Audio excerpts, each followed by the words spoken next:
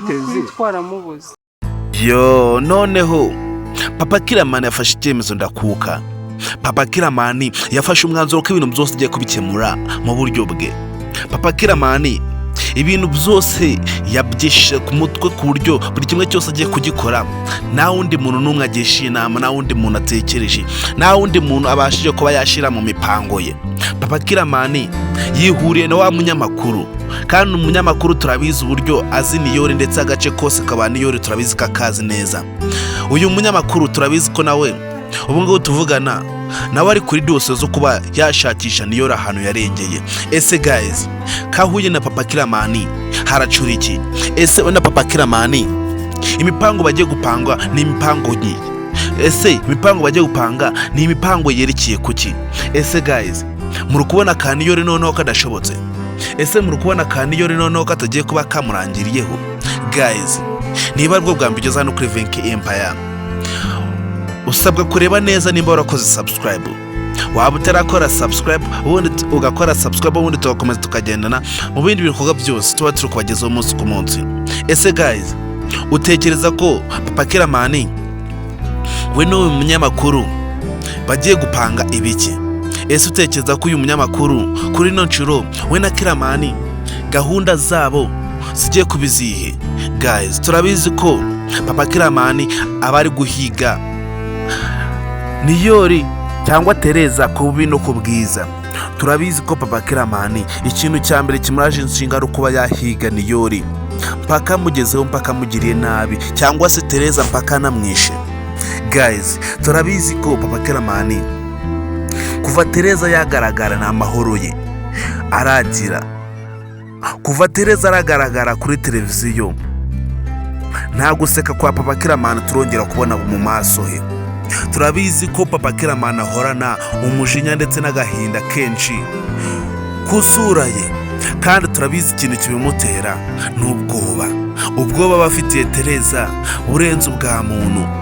Papa Killaman ubwoba agirira Tereza umunsi ku munsi butuma buri kimwe cyose yagikora kugira ngo abone uburyo yabaho. Papa Killaman turabizi ko ubwoba afite buri muntu wese yabugira ari muri situation nk'iyo Papa Killaman arimo. Turabizi ko Papa Killaman ubwoba bafite n'ubwoba bufite aho bushingiye. Ese guys, Papa Killaman yaba agiye kwibonera Tereza bwa mbere? Ese uyu munyamakuru yaba agiye kuvuga agace ko Tereza atuyemo, cyangwa se akavuga aho Niyori aba?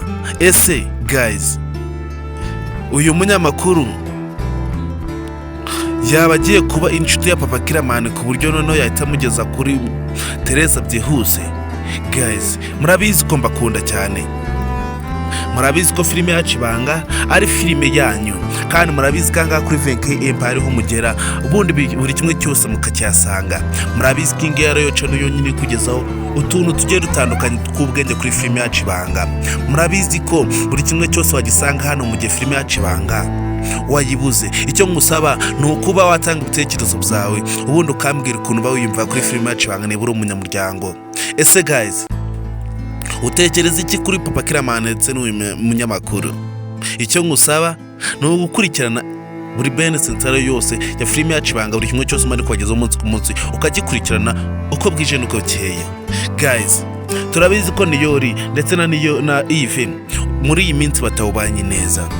Turabizi ko Niyori abashakisha uburyo yahamagara mu nyamba, ariko Yves yaranze, yamubereye ibamba. Yves akomeza kuba yitambika mu kuba Niyori yamenya n'abantu bari mu cyaro, wenda akaba yababwira ahantu hari ndetse n'umuntu bari kumwe.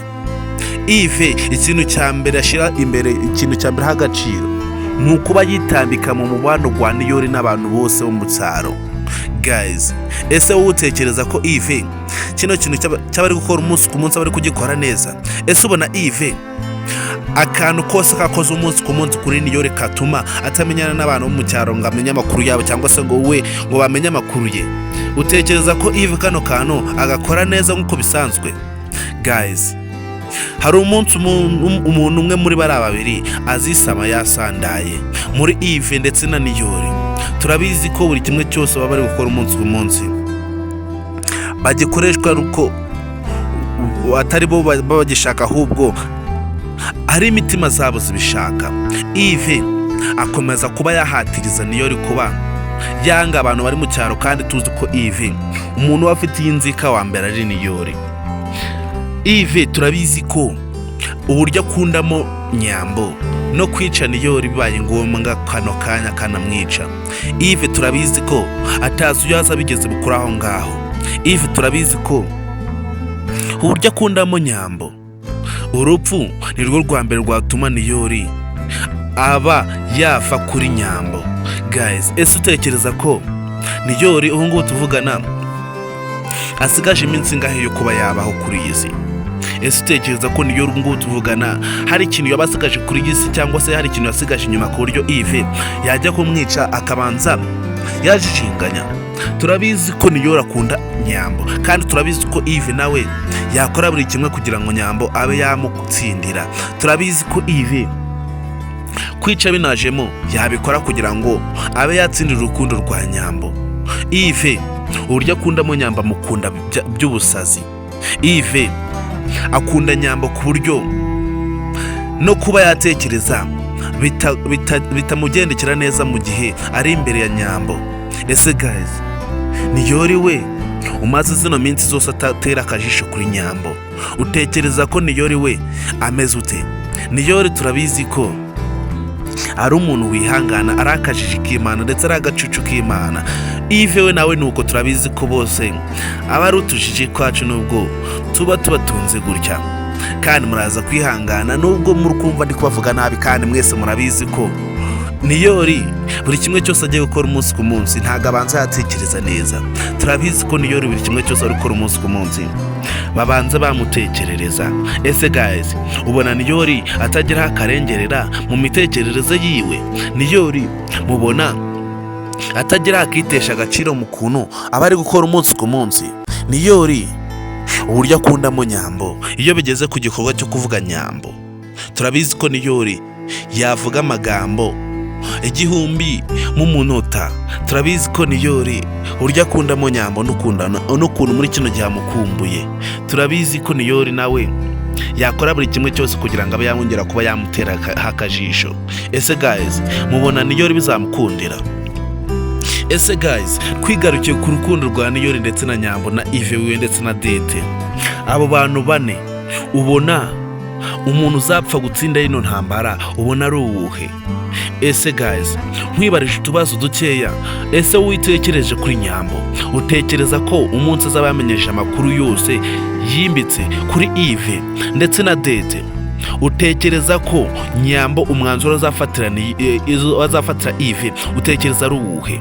Turabizi ko Dete iyi mipango yose ya Ive, turabizi ko Dete aba yifite mu mutwe. Turabizi ko buri kimwe cyose Ive agenda apanga umunsi ku munsi. Turabizi ko umuntu wa mbere amenyesha ari Dete. Ese Dete we natamuvamo bikaza kumenyekanwa ko bakorana ndetse ari inshuti ya hafi ndetse kuva mu bwana bari baziranye, ese guys, utekereza ko Dete atazaba yimennye inda? Dete turabizi ko ikintu cyo yaje gukora muri uriya mudugudu ni icyo kuba yayobya Niyori, ariko yaje nk'umuntu ushinzwe ibintu by'imirire. Ese guys, wowe utekereza ko Dete atikururiye ishano? Dete ikintu cya mbere cyatuma arokoka muri kiriya cyaro ndetse cyatuma abaho neza muri kino cyaro nuko yavuga ijambo rimwe akavuga ko ahantu ho Niyori ari ahazi ndetse anazi n'umuntu bari kumwe. Ese guys, nk'ubu wowe utekereje ko Niyori ubwe namara kumenya neza ko umuntu bari kumwe ari wamugambaniye akaba yanamujyana mu mujyi abigambire ndetse anabishaka cyane kugira ngo abe yasigarana Nyambo wenyine, ese utekereza ko Niyori kuri iyo nshuro azakora iki? Niyori turabizi ko ibikorwa byinshi gutekereza bimugora cyane. Wowe icyo musaba rero, niba uri umunyamuryango wa filime yacu Ibanga ndetse ukaba uri umunyamuryango wa Venke Empire ndetse ukaba wanifuza kugira ngo ube wagira uruhare kuri filime yacu Ibanga, icyo ngusaba ni ugukora subscribe hano kuri Vinki Empire. Icya kabiri ngusaba ni kubatanga ibitekerezo byawe ndetse ugakomeza kugendana mu bindi bikorwa byose turi kubagezaho umunsi ku munsi. Ese guys, utekereza ko Niyori na Nyambo bafite amahirwe yo kongera kuba basubirana? Ese utekereza ko rukundo rwa Niyori na Nyambo ruzapfa kuba rwakunda ndetse rukaramba mu gihe abantu nka Yves bakiri inyuma yabo? Ese utekereza ko icyo kintu cyapfa gukunda mu gihe Yves agikunda Nyambo bene kano kageni? Guys, turabizi ko bitapfa gukunda. Yewe icyo ngusaba ni ukukurikirana behind the scenes zose zo kubagezaho umunsi ku munsi, cyangwa se ugakurikirana episode ariyo yose ya filime yacu Ibanga, nubwo hasize iminsi 2 nta na episode tubagezaho.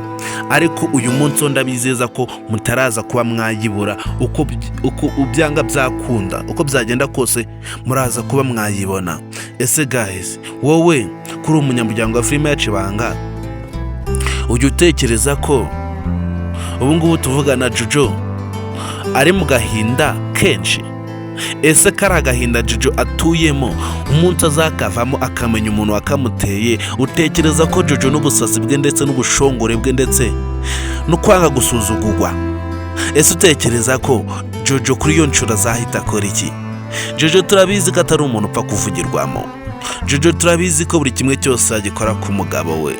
Jojo turabizi ko yanica n'umuntu kugira ngo atanamutwara Gahima wiwe. Jojo turabizi ko atari umuntu wapfa kuba wakinira mu buzima bwe ngakurebera izuba. Ese guys, utekereza ko Dete ubu ngubu tuvugana atari mu mazi abira? Dete yageze muri kino cyaro akora amafuti menshi ku buryo nta n'ikintu na kimwe yakoze cyatuma arenganurwa. Dete turabizi ko muri kino cyaro nta n'umuntu n'umwe umwiyumvamo cyane kurenza uko yiyumva. Ese guys, Dete mubona atari we wishumura mu bibazo byari byo byose babiri kubera ahantu hariho hose? Dete turabizi ko mu kugambanira Niyori ari we namba 1. Dete turabizi ko kugira Niyori abe yaba kuriya ndetse Niyori abe yaba yatandukana n'umukunzi w'Inyambo, turabizi ko Dete ari ubifitemo uruhare ku rugero rwa 50%. Turabizi ko Dete aba yabigizemo uruhare. Noneho uratekereza ko noneho naza kumenwa ko ari we watumye Gahima aca inyuma Jojo? Ese utekereza ko noneho ibibazo bitazaba byiyongereye? Dete turabizi ko buri kimwe cyose yakoze kizatuma arimbuka. Dete turabizi ko buri futi ryose yakoze rizatuma ajya hasi. Ese wowe utekereza ko Dete azemera kuba yajya hasi wenyine? Dete turabizi ko umunsi azaba yafarishwe, umunsi azaba yamenyekanye, umunsi ibi byose bizaba byamubayeho. Turabizi ko Dete we na Yves buri kimwe cyose bazirwana ndetse buri kimwe cyose bazakikorana. Kandi turabizi ko buri muntu wese ukunda filime yacu Ibanga, turabizi ko amaze kurambirwa akagambane ka Dete. Turabizi ko buri muntu wese ureba filime yacu Ibanga amaze kumenya Dete uwo ari we ndetse Dete n'ikintu abagamije. Turabizi ko filime yacu Ibanga muyikunda cyane kandi murabizi ko natwe tubakunda cyane, niyo mpamvu twe tuba turi hano ngo twabagezeho ibikorwa byose bya filime yacu Ibanga. Ese guys, wowe iyo ureba Anita ndetse na Rufendeke ndetse na Egide ubatekereza hiki?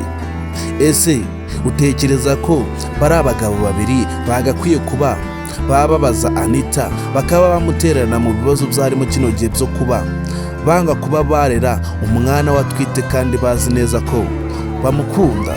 Ese utekereza ko umuntu wakoze amafuti muri bari abasore babiri utekereza ari uwuhe? Ese yaba ari Egide cyangwa se yaba ari Rufendeke?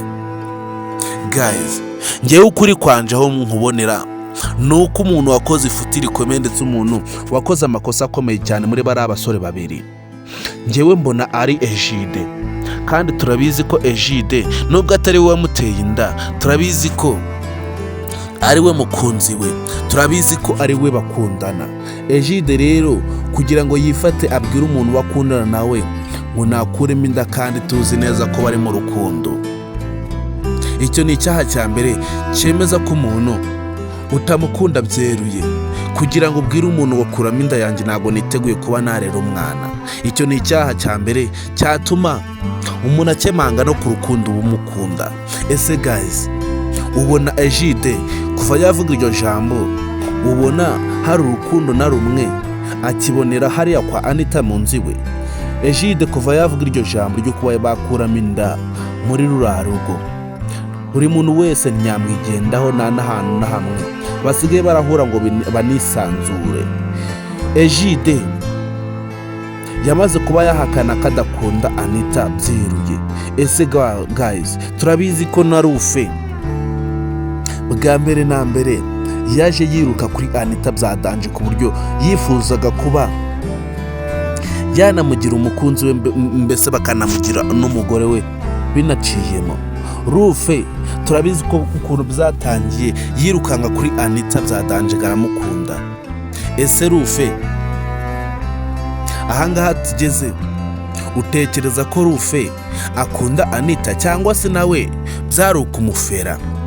Ese guys, Rufe ko tuzi umugambi afite kuri uriya mwana, utekereza ko yigeze akunda Anita? Kandi turabizi ko Rufe ari we se w'uriya mwana, kandi tukaba tuzi ko Rufe ubu ngubu tuvugana yamaze kuba umwana yamukuraho amaboko. Ese guys, wowe Rufe wamukorera iki bigeze kuri ino nshuro? Rufe turabizi ko yamaze kuba yavuga ko ashaka kuba yagurisha uriya mwana akiri no mu nda, akaba yamushingira undi muntu utaramubyaye kugira ngo abe yabona mu duceri. Ese guys, ubona Rufe hari urukundo na rumwe afite uriya mwana ndetse na nyina? Ese guys, muri aba bantu babiri, umuntu wo wapfa kuba wagirira impuhwe muri aba basore babiri, wagirira impuhwe uwuhe muri aba babiri? Ese wenda tuvuye mu kurwango rwo kuba banga umwana, ubona ari uwuhe wemera Anita byadanje ku buryo atifuza kuba yamubabaza? Guys, ese ubona ari umuntu wavuze ngo bakuremo inda, cyangwa se ubona ari umuntu wavuze ngo babe bashingira undi muntu umwana? Icyo ngusaba ni uko watanga ibitekerezo byawe ubundi ukambwira ukuntu bawumva kuri filime yacu Ibanga. Icya kabiri ngusaba ni uko umunyamuryango wa filime yacu Ibanga, kandi ugatanga ibitekerezo byawe ubundi ukambwira ukuntu wiyumva kuri filime yacu Ibanga. Guys, twigaruke kuri Killaman ndetse nka mama wiwe. Turabizi ko nabo misiyo bariho yo kuba bashakisha Tereza. Turabizi ko Killaman misiyo ariho kino gihe ni ukuba yahiga Tereza ku bibi no ku bwiza, kandi turabizi ko uburyo ahigamo Tereza ari nako papa we agenda amusiga intambwe imbere ye. Ese guys, Killaman muri kubona afite amahirwe yo kuba yakandagira imbere ya Tereza bwa mbere, mu gihe papa we yamaze kuba yafata urundi rwego rwo kuba yegera n'undi muntu ubazi neza neza ahantu ho batuye iwabo mu rugo mu mbuga. Ese guys, uratekereza ko Killaman hari irindi hirwa afite ryo kuba yegera Tereza imbere yuko se amubona? Guys, turabizi ko bitapfa gushoboka mu gihe papa Killaman ashakisha Tereza ku bintu ku bwiza. Papa Killaman umujinya afitiye Tereza si umujinya w'i Rwanda. Papa Killaman umujinya afitiye Tereza si umujinya wa nonaha. Papa Killaman arahiga Tereza hasi hejuru ku buryo namubona urupfu nirwo rwa mbere uzabasha kuba rwaje imbere ya Tereza. Papa Killaman umujinya afite ni umuranduranzuzi, ndetse Killaman ari aho ngaho ari mu mandazi, nagaze ikipe yaba ari gukina nayo umunsi ku munsi. Killaman ari aho ngaho mu mandazi, nagaze ikipe yaba ari gukina nayo. Guys, turabizi ko Killaman nawe ashakisha Tereza.